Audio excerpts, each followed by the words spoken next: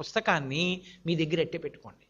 మీరు ఒక గ్రూప్ సబ్జెక్ట్ని కేవలం క్వాలిఫికేషన్ని సంపాదించుకోవడం అనేటటువంటిది మీ క్యారెక్టర్ బిల్డింగ్ చేయలేదు. ఎందుకో తెలుసా అండి?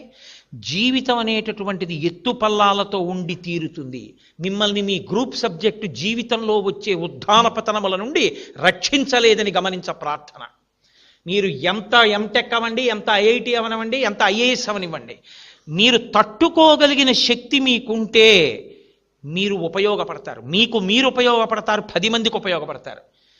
మీకు మీరు ఉపయోగపడకుండా 10 మందికి ఉపయోగపడకుండా ఎప్పుడు పోతారో తెలుసా అండి? మీకు అసలు షాక్ అబ్జార్బర్లా తట్టుకోగలిగిన శక్తి మీకు లేకపోతే. మీకు నేను ఒక్క ఉదాహరణ చెప్తాను. మృత్పిండము అంటారు. మట్టి ముద్దని ఇలా నేను పట్టుకుంటే, ఇలా నేను ఆడుతుంటే ఆ మట్టి ముద్ద పొరపాటున నా చేతిలోంచి కింద పడింది అనుకోండి, అంతే, ఇక పైకి లేవదు.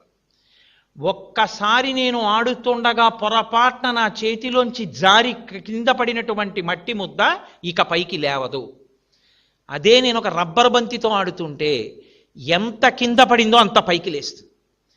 అలా పైకి లేవగలిగిన శక్తి కోసం మీరు విద్యార్థులై ఉన్నారు తప్ప చిన్న ఫెయిల్యూర్ కూడా లేకుండా మీ కెరీర్ని ఉంచుకోవడం మీకు జీవితంలో సాధ్యం కాదు.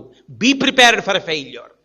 ఎక్కడో అక్కడ మీరు ఎంత గొప్ప వాళ్ళవండి, మీరు ఎంత గొప్పగా రాయగలిగిన వాళ్ళవనివ్వండి, ఎంత గొప్పగా చెప్పగలిగిన వాళ్ళవనివ్వండి, ఎక్కడో అక్కడ ఎవరో ఒకళ్ళు మిమ్మల్ని నింద చేసేవాడు ఉండి తీరుతాడు. మహాత్మా గాంధీకి వంకపెట్టని వాడు లోకంలో లేడు. చంద్రశేఖరేంద్ర సరస్వతీ స్వామి వారికి కూడా వంకపెట్టని వాళ్ళు ఈ లోకంలో లేరు. వివేకానందుణ్ణి ఎత్తిపొడవని వాళ్ళు లేరు. ఈశ్వరుడు నోరిచ్చాడు కాబట్టి ఎవడు ఏదైనా మాట్లాడతాడు. కానీ మృత్పిండమై మీరు పాడైపోకండి. మీరు ఎక్కడో అక్కడ ఏదో ఒక పొరపాటు మీ వల్ల జరగచ్చు. జరిగిన నాడు మీరు మట్టి ముద్దలా కింద పడద్దు. Be brave to accept your mistake. Yes, I did it, పొరపాటే, నేను ఇది చేశాను, ఈ కారణానికి చేశాను. ఒకవేళ మీరు నిజంగా స్వార్థంతో చేసి ఉంటే పరమ ధైర్యంగా చెప్పేసేయండి, ఎస్ నేను